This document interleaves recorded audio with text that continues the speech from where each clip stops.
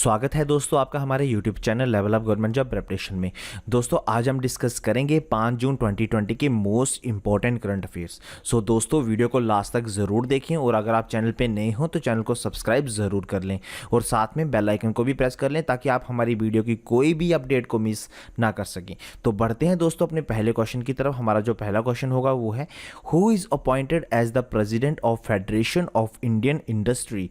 तो भारतीय उद्योग परिसंघ के अध्यक्ष के रूप में किसे नियुक्त किया गया है। तो आपके दोस्तों जो ऑप्शंस हैं वो हैं ए उदय कोटक, बी टीवी नरेंद्रन, सी पद्मजा चंद्रू, डी रामास्वामी कुमार। तो इसका सही उत्तर क्या होगा? इसका सही उत्तर है आपका ऑप्शन नंबर ए उदय कोटक जी को अभी रिसेंटली जो है प्रेसिडेंट चुना गया है। किसका? कॉन्फेडरेशन ऑफ इंडियन इंडस्ट्री का। ये आपको याद रखना है, भारतीय उद्योग परिसंघ का जो है अध्यक्ष चुना गया है उदय कोटक जी को याद रखना है। अब दोस्तों इन्होंने जिनको रिप्लेस किया उनका नाम था विक्रम किर्लोस्कर। तो ये भी आपको याद रखना है, ठीक है। विक्रम किर्लोस्कर जी को इन्होंने रिप्लेस किया जो कि चेयरमैन और एमडी थे किर्लोस्कर सिस्टम लिमिटेड के, और साथ में 22 चेयरमैन थे टोयोटा किर्लोस्कर के, ठीक है, किर्लोस्कर मोटर्स के। तो ये आपको याद रखना है। उसके बाद दोस्तों अगर मैं CII की बात करूं, ठीक है, कॉन्फेडरेशन ऑफ इंडियन इंडस्ट्रीज की अगर मैं बात करूं तो इसकी स्थापना कब हुई थी? इसकी स्थापना हुई थी 1895 में, आपको याद रखना है। उसके बाद अभी जैसे इनके प्रेसिडेंट नियुक्त किए गए वैसे इनके वाइस प्रेसिडेंट जो हैं उनको भी नियुक्त किया गया। तो उनका नाम भी आपको याद रखना है। इनके जो वाइस प्रेसिडेंट हैं उनका नाम है संजीव बजाज, ठीक है। संजीव बजाज जो हैं इनके वाइस प्रेसिडेंट हैं, वो आपको याद रखना है, ठीक है। अब जो संजीव बजाज हैं दोस्तों ये चेयरमैन और MD हैं किसके? बजाज फिनसेब लिमिटेड के, राइट। तो ये भी आपको यहाँ से कितने करंट अफेयर कवर करवा दिया हमने, ये आप देख लेना, ठीक है। तो बढ़ते हैं अपने नेक्स्ट क्वेश्चन की तरफ। हमारा जो नेक्स्ट क्वेश्चन है वो है विच country has recently decided to ban 4 Chinese airlines from 16 जून। तो हाल ही में किस देश ने 16 जून से 4 चाइनीज एयरलाइंस पर रोक लगाने का फैसला किया है, ठीक है। इंपॉर्टेंट क्वेश्चन है दोस्तों। तो आपके जो ऑप्शंस हैं दोस्तों वो है ए पाकिस्तान, बी नेपाल, सी बांग्लादेश और डी अमेरिका। तो इसका सही उत्तर क्या होगा? इसका सही उत्तर है दोस्तों ऑप्शन नंबर डी अमेरिका जो है दोस्तों अब 16 जून से जो जितनी 4 चाइनीज एयरलाइंस जो है उन पे जो है रोक लगा देगा। एक्चुअली क्या था कि जो चाइनीज थे वो मतलब अमेरिका की जो एयरप्लेन्स थे उनको वहाँ पे आने नहीं दे रहे थे, उन पे उन्होंने बैन लगा लिया था। तो जिसके रिजल्ट में जो अमेरिका है उसने भी अभी जो है 16 जून को उसने ये फैसला लिया है कि जो चाइनीज एयरलाइंस वहाँ पे आएंगी उन पे क्या लगा देगा? वो रोक लगा देगा, ठीक है। तो ये था। तो अभी बढ़ते हैं दोस्तों अपने नेक्स्ट क्वेश्चन की तरफ। हमारा जो नेक्स्ट क्वेश्चन है वो है recently which state government has made Aadhaar card mandatory for services like salons and beauty parlours to facilitate contact tracing. तो हाल ही में किस राज्य सरकार ने कॉन्टैक्ट ट्रेसिंग की सुविधा हेतु सैलून और ब्यूटी पार्लर्स जैसी सेवाओं के लिए आधार कार्ड को अनिवार्य कर दिया है? राइट, इंपॉर्टेंट क्वेश्चन है।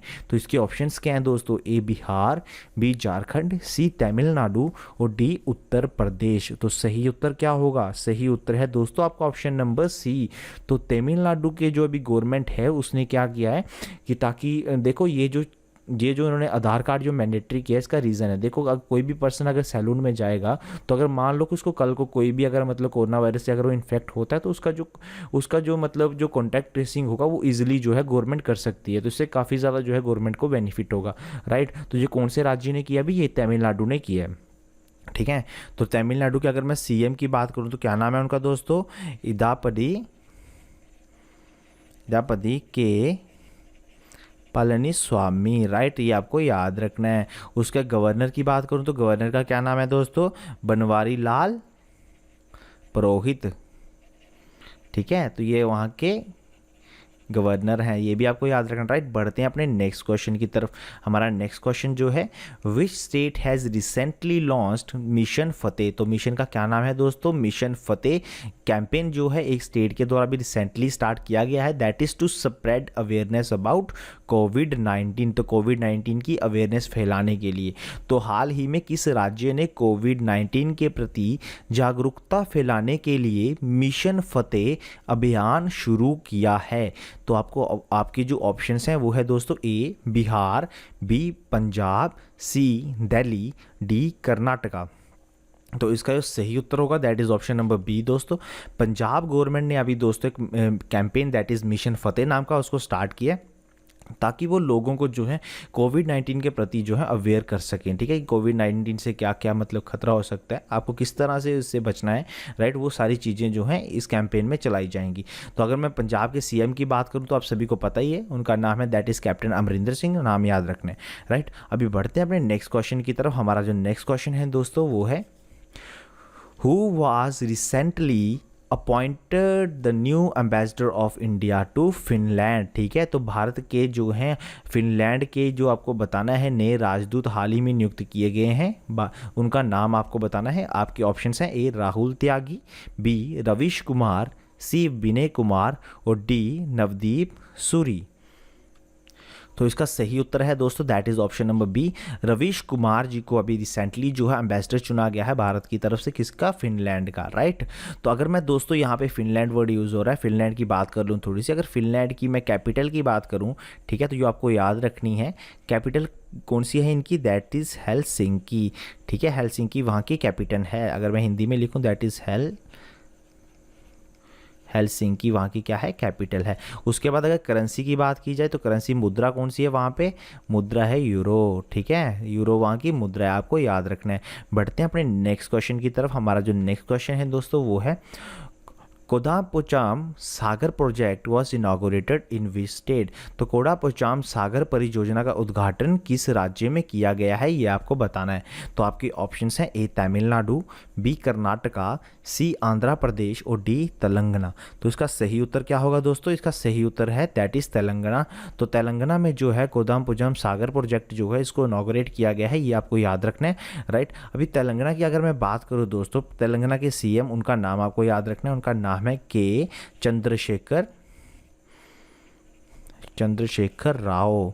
ठीक है, चलो बढ़ते हैं अपने नेक्स्ट क्वेश्चन की तरफ दोस्तों। हमारा जो नेक्स्ट क्वेश्चन है वो है which Indian writer has won 2020 Commonwealth short story prize for the story the great Indian tea and snake. ठीक है, तो आपको बताना है the great Indian tea and snake कहानी के लिए किस भारतीय लेखक ने 2020 कॉमनवेल्थ लघु कथा पुरस्कार जीता है। ठीक है, जो एशिया क्षेत्र की बात की गई है, एशियाई रीजन में बात की गई है, तो आपको बताना है। आपके ऑप्शंस हैं ए वर्षा अदलजा, बी मीना सिकंदर, सी कृतिका पांडे, डी स्मिता अग्रवाल सॉरी। तो इसका सही उत्तर क्या होगा, इसका सही उत्तर है दोस्तों आपका ऑप्शन नंबर सी।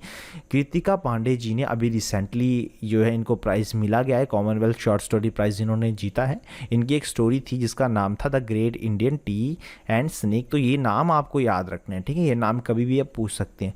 अब ये स्टोरी दोस्तों किस पे बेसिस थी, एक्चुअली में ये जो स्टोरी थी ये वो थी नफ़रत और पूर्व ग्रह की उम्र में प्यार, ये उसकी कथा थी, राइट, उसकी ये स्टोरी थी, शॉर्ट स्टोरी, राइट। तो ये आपको याद रखना है। ये जो बेसिकली ये जो राइटर हैं दोस्तों ये रांची से बिलोंग करती हैं, रांची की ये रहने वाली हैं। ठीक है, अब बढ़ते हैं दोस्तों अपने नेक्स्ट क्वेश्चन की तरफ। हमारा जो नेक्स्ट क्वेश्चन है वो है find the Indian NGO which has won the World Health Organization's World No Tobacco Day award 2020।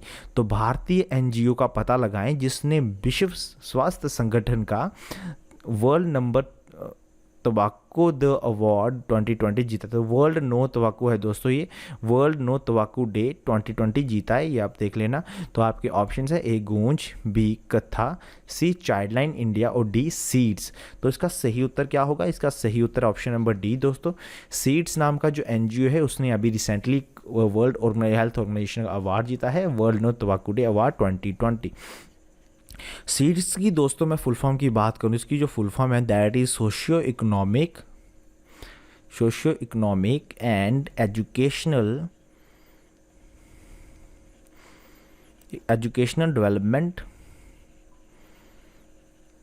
Society, right. तो ये इसकी क्या है, फुल फॉर्म है, ये आपको याद रखना है।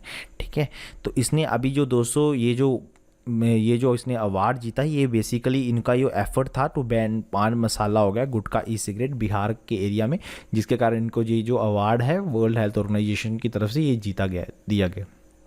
बढ़ते हैं दोस्तों नेक्स्ट क्वेश्चन की तरफ। हमारा नेक्स्ट क्वेश्चन है, name the longest expressway of India which is likely to be completed by 2020।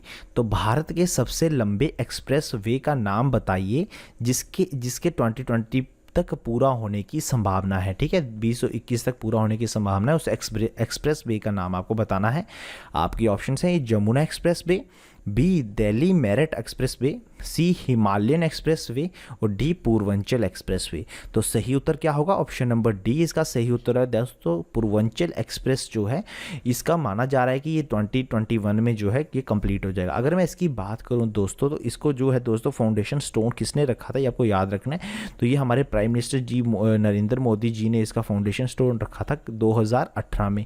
ठीक है, तो ये कौन सी जगह पे रखा गया था? ये बेसिकली ये जो पूर्वांचल एक्सप्रेस है बेसिकली यूपी में है। ठीक है, तो ये बेसिकली ये जो रखा गया था ये रखा गया था आजमगढ़ में। ठीक है, आजमगढ़ ये भी यूपी में पड़ता है, वहाँ पे इसका फाउंडेशन स्टोन जो था ये पूर्वांचल एक्सप्रेस का रखा गया था, ये आपको याद रखना है। ठीक है दोस्तों, बढ़ते हैं अपने आज के लास्ट क्वेश्चन की तरफ और 10th क्वेश्चन की तरफ। हमारा जो क्वेश्चन है वो है, name the bank which has partner with Transport Corporation of India Limited TCIL to facilitate real time payment for truck drivers. ठीक है, तो ट्रक ड्राइवरों के लिए वास्तविक समय पर भुगतान की सुविधा के लिए transport Corporation of India limited के साथ भागीदारी करने वाले बैंक का आपको नाम जो है वो बताना है। इंपॉर्टेंट क्वेश्चन है दोस्तों। ठीक है, तो आपके जो ऑप्शंस हैं वो है A DBS bank, B OBC bank, C Standard Chartered और डी सिटी बैंक। तो उसका सही उत्तर होगा दोस्तों that is option number A. DBS bank ने जो है अभी भागीदारी की है, किसके साथ की है? Transportation corporation of India limited के साथ, आपको याद रखना है। राइट, अगर मैं दोस्तों DBS बैंक की थोड़ी सी बात करूं तो इसका हेडक्वार्टर आपको याद रखना है। इसका जो हेडक्वार्टर है दैट इज इन सिंगापुर। अगर मैं DBS की पूरी फुल फॉर्म की बात करूं तो DBS की पूरी फुल फॉर्म होती है दोस्तों development bank of Singapore. Right, तो क्या फुल फॉर्म है इसकी? Development bank of Singapore.